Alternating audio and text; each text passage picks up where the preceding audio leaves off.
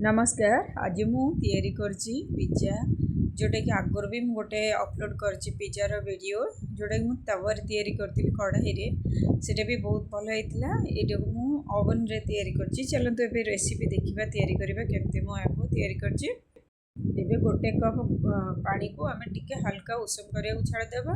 गोटे बोल रे गोटे टीस्पून आम नहीं चीनी आ गोटे टीस्पून नवा ईस्ट पाउडर से मिसेदेवा। गरम कर पानी रखी पानी को आम ए मिसेदे कि ढांकी रखीदे 10 ରୁ 15 मिनट तार झाग हो आसो। तापर ए चलतु आम अटा नवा गोटे कप मैदा नवा गोटे कप टी हेल्दी करने पकईदे लुण। तापर आम ए जोटा ईस्ट आमर एक्टिवेट हो जाए 10-15 मिनट पर सेटार झाग हो गला आपण मैंने देखिपे।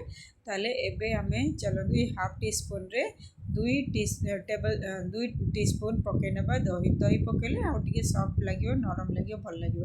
तो ये चलतु से जो ईस्ट मिशा पानी को आम पकईकी भल भाव मिसईकी आम चकटी दबा।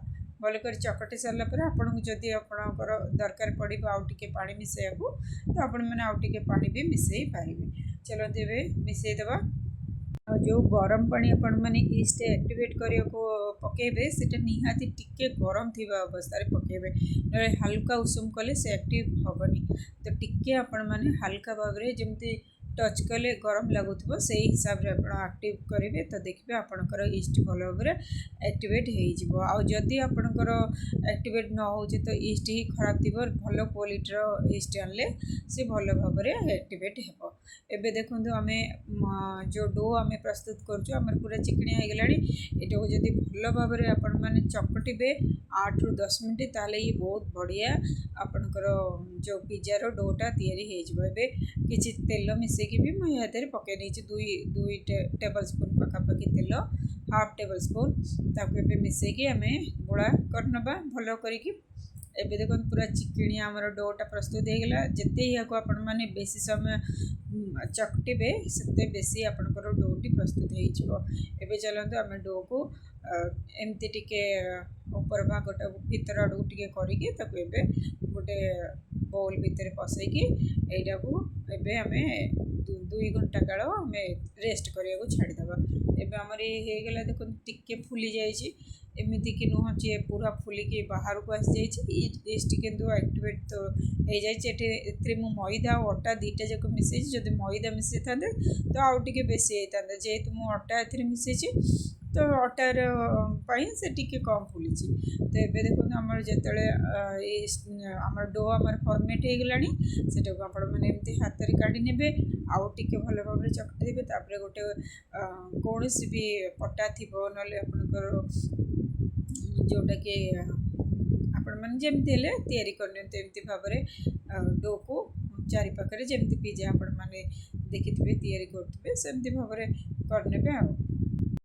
एबे देखो मुझे हाथ में प्रेस कर सॉफ्ट अच्छी तो भल भाव इजिली आपणकर चारिआडे स्प्रेड हो पार बिना एथि भी हाथ में। और पिज्जा तैयारी करने तो बहुत सहज कि खाଇବା भी बहुत भल। ए गोटे ट्रिक अच्छी आपण मैंने जिते ओवन रे तैयारी अटारे कि अटा और मैदा दुईटा को मिसेकी भी 1:1 रेशियो कर आपण मैंने पिज्जार जो थिकनेस हम ताको आपण मैंने बहुत कम रखिए माने पतला रखिए ओवन को पूरा प्री हीट करेंगे।